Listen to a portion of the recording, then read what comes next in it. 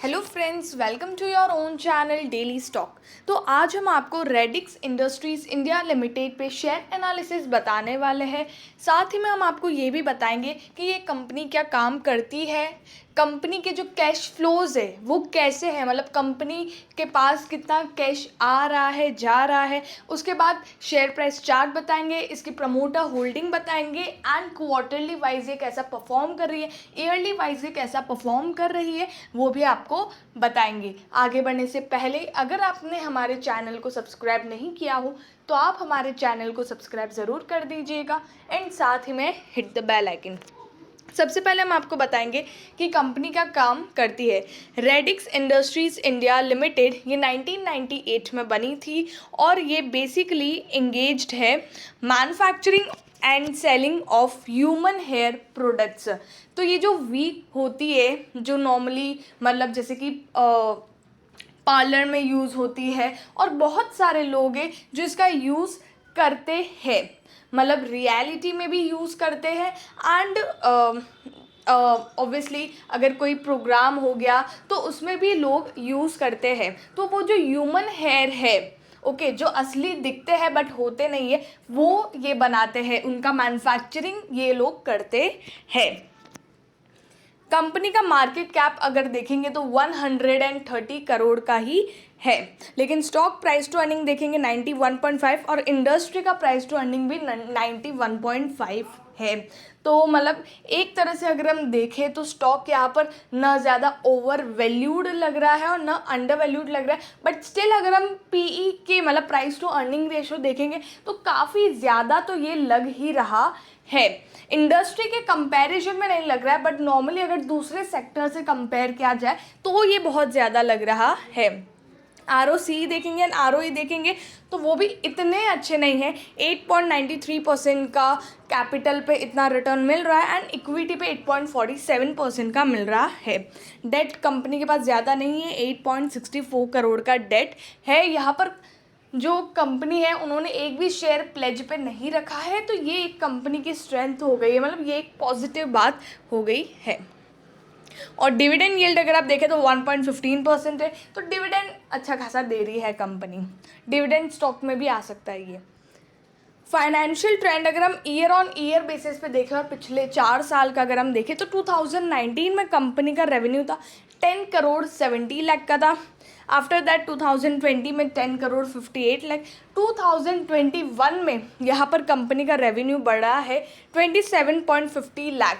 Okay, तो ये बहुत टाइम के बाद कंपनी ने इतना रेवेन्यू किया है और उसके बाद यहाँ पर 25 करोड़ 42 लाख, मतलब थोड़ा सा डिक्रीज़ हुआ है। ठीक है, प्रॉफिट भी अगर हम देखें तो प्रॉफिट में ज़्यादा चेंजेस तो नहीं आए हैं। जो 1 करोड़ 25 लाख था वो 1 करोड़ 18 लाख, देन 1 करोड़ 40 लाख। तो यहाँ पर कंपनी की प्रॉफिटेबिलिटी बढ़ी है।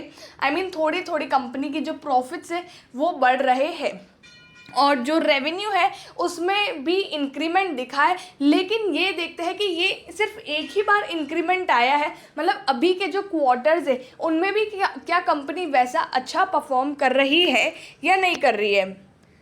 क्वार्टरली रिजल्ट अगर हम देखें तो कंपनी के जो रेवेन्यू है, 1 सेकेंड, यहाँ पर सितंबर 2020 में कंपनी ने एक ही क्वार्टर में 16 करोड़ का रेवेन्यू किया था। उस वजह से यहाँ पर कंपनी का रेवेन्यू के नंबर है वो इतने ज़्यादा बड़े हैं। बाकी यूजुअली अगर आप देखेंगे तो कंपनी 2 करोड़ 2 करोड़ 3 करोड़ इतना ही रेवेन्यू कर पा रही है।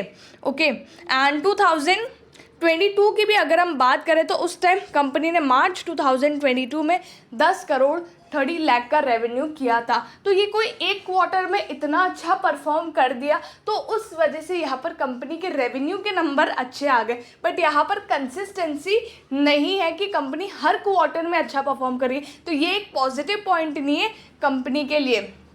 ओके,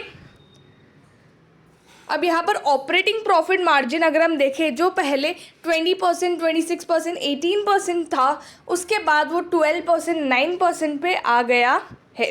और जिस टाइम कंपनी का रेवेन्यू 16 करोड़ था उस टाइम कंपनी का ऑपरेटिंग प्रॉफिट अगर आप देखेंगे तो वो सिर्फ 3% है। और यहाँ पर भी अगर हम देखें जो 10 करोड़ कंपनी ने रेवेन्यू किया तब कंपनी का ऑपरेटिंग प्रॉफिट 6% था। मतलब जब कंपनी का रेवेन्यू बढ़ता है तो एक्सपेंस काफ़ी ज़्यादा बढ़ जाता है उस टाइम के लिए, तो कंपनी का जो प्रॉफिट है वो काफ़ी कम हो जाता है। ओके, शेयर होल्डिंग पैटर्न की बात करें तो 74.96% प्रमोटर के पास है और पब्लिक के पास है 25.04। तो यहाँ पर सिर्फ 2 ही इन्वेस्टर्स है, प्रमोटर्स एंड रिटेल इन्वेस्टर्स। उसके अलावा कोई भी बड़ा इन्वेस्टर जैसे कि अपने फॉरेन इन्वेस्टर या domestic investor, government, insurance company और कोई भी इसमें निवेश किया हुआ नहीं है।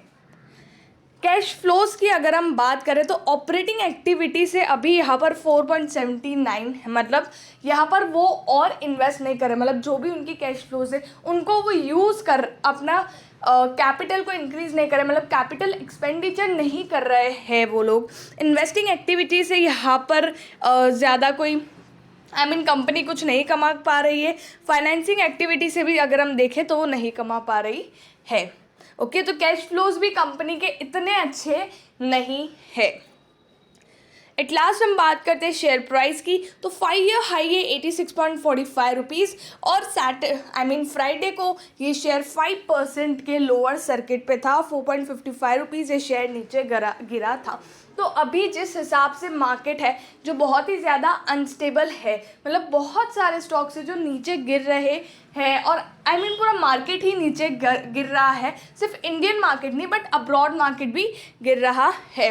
और जिस तरह से इसके जो फंडामेंटल्स है, अगर हम रिजल्ट्स भी अगर हम देखें तो उसके बेसिस पे भी ये शेयर मतलब बाय करने जैसा नहीं है, क्योंकि कंसिस्टेंसी यहाँ पर नहीं दिख रही है। तो मैं सजेस्ट नहीं करूँगी कि आपको इस शेयर में निवेश करना चाहिए। ओके, तो ये था रेडिक्स इंडस्ट्रीज़ इंडिया लिमिटेड के बारे में। अगर आपको वीडियो अच्छा लगा हो तो please like and share and subscribe our channel. Thank you.